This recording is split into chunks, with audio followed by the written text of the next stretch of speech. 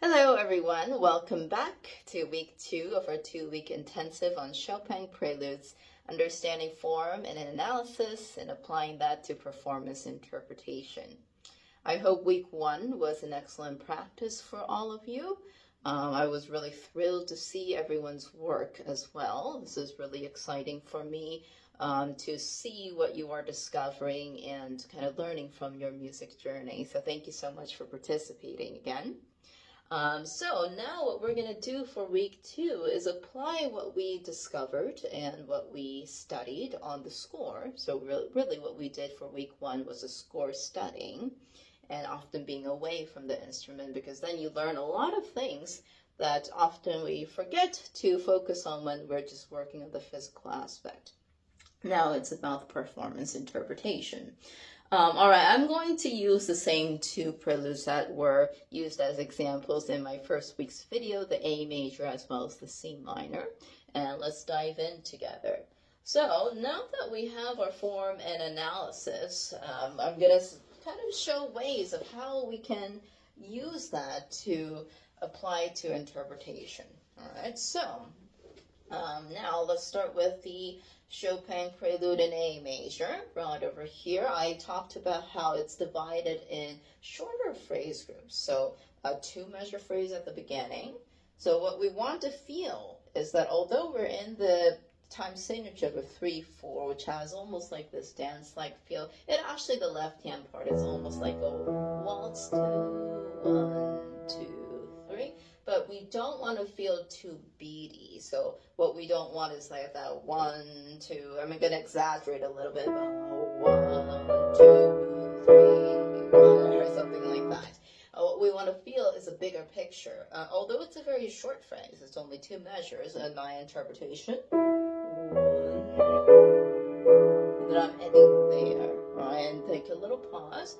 And then I'm going to go to the next one, another 2-measure phrase. So it's almost like I'm reaching to a new height there. First of all, this is an E dominant 7th chord, and then I actually resolve to an A major. But look how that's voiced. The tonic of the A is at the top, at the outer voices, so it kind of has this new height. And then going forward, the next 2 measures. Another pause. And now, right here.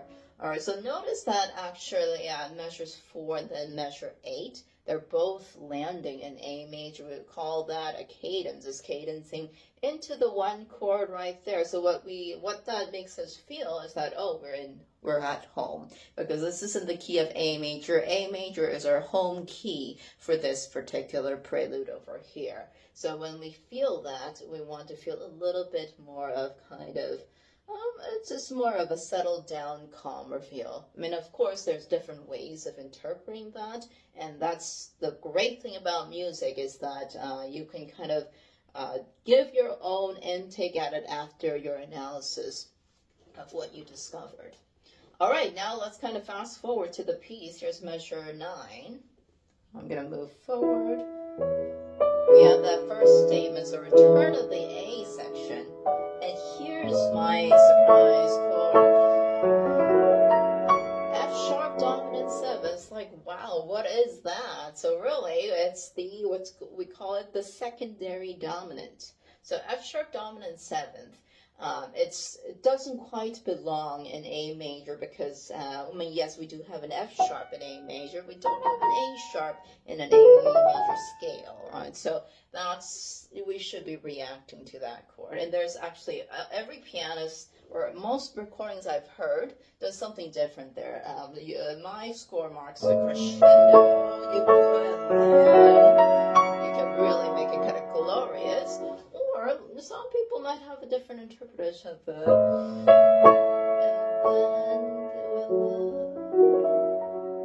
then That might have been a little too much. I'm exaggerating, but notice I kind of let go a little bit. So that's one interpretation that you could do. If you did not know that was a secondary dominant, that's absolutely fine. But your ears naturally would react to it because it's like, oh, I didn't expect that to happen. And Chopin is such a great composer, so he's going to incorporate chords like that. And then moving forward,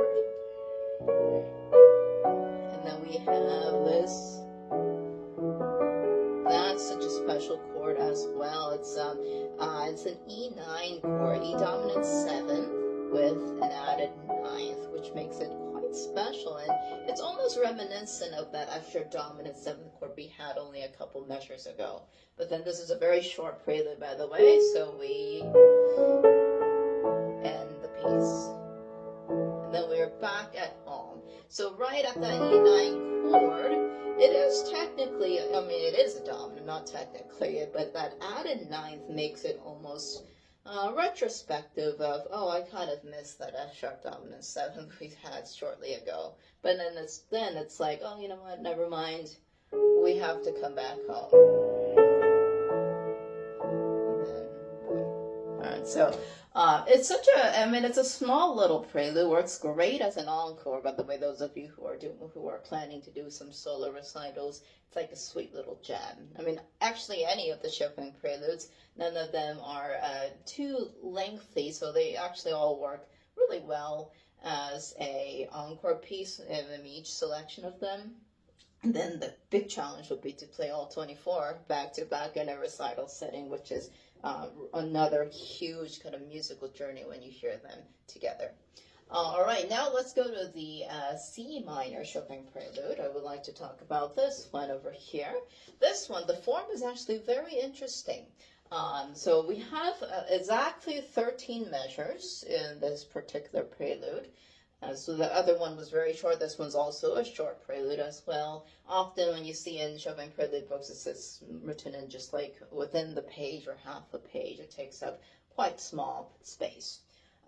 So this one actually is in a very unique form called A, B, and B prime. So I'm going to actually verbally talk about that as I'm playing the piece. Here's the A section, which is this 4-measure phrase. Once again, this particular 4 measures, I think, can be broken down into 2 plus 2. I'm going to play it through. Here's measure 1.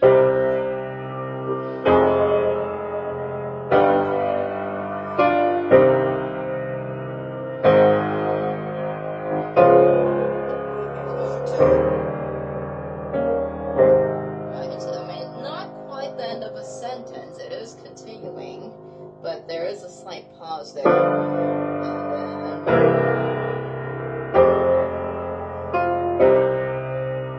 I'm still going. And then here we have sort of this half cadence. And how do I know that's a cadence? The chord right before that G major chord is a D dominant 7th with a non-harmonic tone.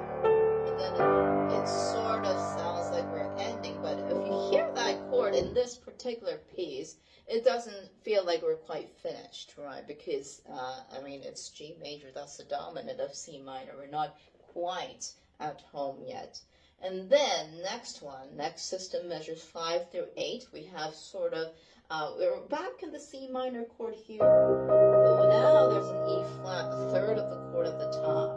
Before it was voiced like this, lower, and also with the G on the top. And then here now it's elevated.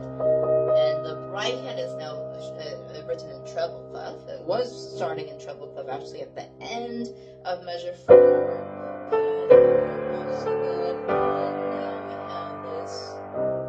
Register. So already our ears actually react to that. So now measure 5 is a new phrase. So measures 1 through 4 was my A section. Here's the section B. Here's measure 5.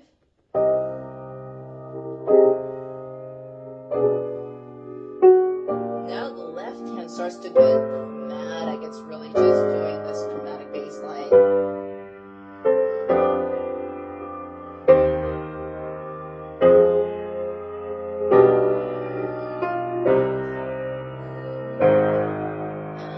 I'm going to stop for a second. That's such a special chord.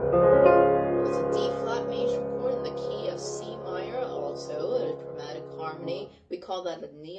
button or flat 2.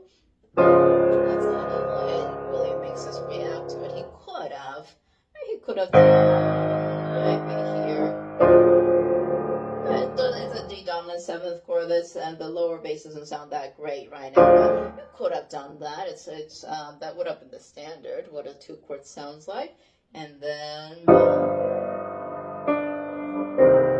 that's the end of the second phrase. Another form, and that one is a little bit of a larger 4-measure phrase. And why for this one, in my personal interpretation, I didn't divide it in the 2 plus 2 was because of the left-hand chromatus. And it keeps going somewhere. We're not quite. We just keep on going somewhere. So basically, that's the interpretation of how we react to it. And then, this is fascinating, I'm going to play you measures 9 through 12 now. We had that before, right? It's the exact replicate of measures 5 through 8. Nothing different. No voicing is different. Every chord is the same. Even this chord is the same. The polytone. And then there's a singled out measure going. So it's such a fantastic piece. It's a very short gem, but again, A for measures 1 through 4, B for measures 5 through 8, and then B prime for measures 9 through 13. All right, notice that extra measure by itself. The 13th measure is this. All right, I hope these 2 examples of the Chopin preludes that I shared in my video give you an idea of how you can incorporate your own analysis into your performance interpretation to the Chopin prelude that you chose. And I would encourage you all to try recording yourself of excerpts or the entire prelude after you applied your analysis into your interpretation here and listen to how that changed your performance. Once again, although this 2-week intensives topic was on Chopin preludes, I think this is something that you can apply to any of your pieces in the future, well, really whatever era. And it's very important for us as pianists to understand the full score and the full musical journey of what it's trying to say. And as performers, we want to deliver to the best of our abilities for that as well. And also for our own self-joy, there's something really special of having new discoveries. It's really such a great addition to our lives, I think, and I hope that is the case for you. Thank you so much again for joining this 2-week intensive. I look forward to hearing your recordings if you would like to share with our community platform, and I am excited for all of your learning experience. Thank you again.